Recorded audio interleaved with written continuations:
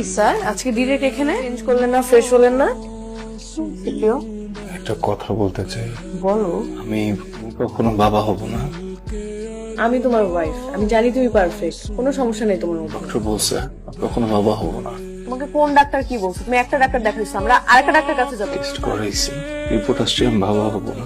আবার টেস্ট করাইছি, আবার টেস্ট করাইছি, প্রত্যেকবার একই রেজাল্ট আসছে। ডক্টর বলছে তুমি একদম ঠিক আছো, সব কমতি আমার, বাবা হওয়ার কোথায় আমার নাই। তুমি অনেক ভালোবেসে আমার ঘরে আসছো, কোনো কিছুই চাও নাই আমার কাছে, just একটা জিনিসই চাইছো, একটা বাবু।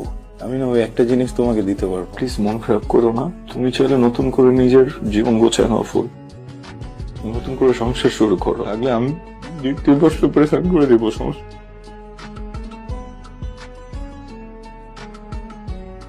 আমার পক্ষে এই সংসারটা করা সম্ভব না, তুমি আসলে বুঝবা।